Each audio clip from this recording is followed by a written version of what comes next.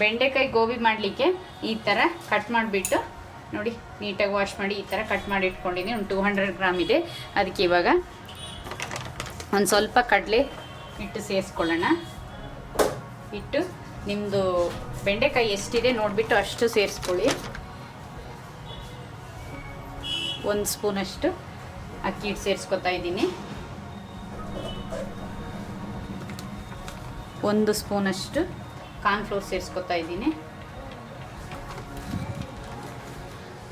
1 ಸ್ಪೂನಷ್ಟು ಮೈದಾ ಸೇರಿಸ್ಕೊತಾ ಇದ್ದೀನಿ. ಇವಾಗ ಇದಕ್ಕೆ ಖಾರದ ಪುಡಿ, ಗರಂ ಮಸಾಲೆ, ಧನಿಯಾ ಪೌಡ್ರ್ ಸೇರಿಸ್ಕೊತಾ ಇದ್ದೀನಿ. ಸ್ವಲ್ಪ ಶುಂಠಿ ಬೆಳ್ಳುಳ್ಳಿ ಪೇಸ್ಟ್ ಸೇರಿಸ್ಕೊತಾ ಇದ್ದೀನಿ. 1 ಸ್ಪೂನಷ್ಟು ರುಚಿಗೆ ತಕ್ಕಷ್ಟು ಉಪ್ಪು ಹಾಕ್ಕೊಂಡು ಮಿಕ್ಸ್ ಮಾಡ್ಕೊಳ್ಳೋಣ. ನೀರು ಎಷ್ಟು ಬೇಕು ಅಷ್ಟು ಹಾಕ್ಬಿಟ್ಟು ಬಿಡು. ಚೆನ್ನಾಗಿ ಕೋಟಿಂಗ್ ಆಗಿದೆ. ಇವಾಗ ಇದಕ್ಕೆ ಕೊತ್ತಂಬರಿ ಸೊಪ್ಪು, ಕರಿಬೇವು ಸೇರಿಸ್ಕೊಳ್ಳೋಣ ಮೇಲ್ಗಡೆ.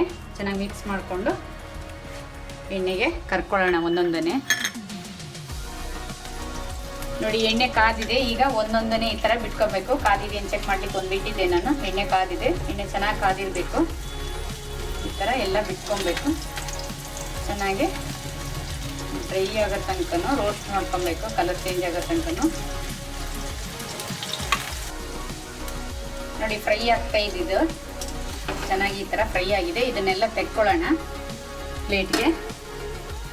ಬೆಂಡೆಕಾಯಿ ತಿನ್ನಲ್ಲ ಅನ್ನೋರಿಗೆ ಈ ಥರ ಮಾಡಿಕೊಟ್ರೆ ಮಕ್ಕಳಿಗೆಲ್ಲ ತುಂಬ ಇಷ್ಟ ಆಗುತ್ತೆ. ಡ್ರೈ ಆಗಿ ಹಾಗೆ ಕೂಡ ತಿನ್ಬೋದು. ಗೋಬಿ ಈ ಥರ ಕರಿದು ಬಿಟ್ಟು ಮಸಾಲೆ ಹಾಕ್ಕೊಂಡು ಕೂಡ ತಿನ್ಬೋದು. ಇದನ್ನು ನೋಡಿ ಎಷ್ಟು ಚೆನ್ನಾಗಿ ಬಂದಿದೆ. ಮಿಕ್ಕಿರೋದೆಲ್ಲ ಬಿಟ್ಕೊಳ್ಳೋಣ.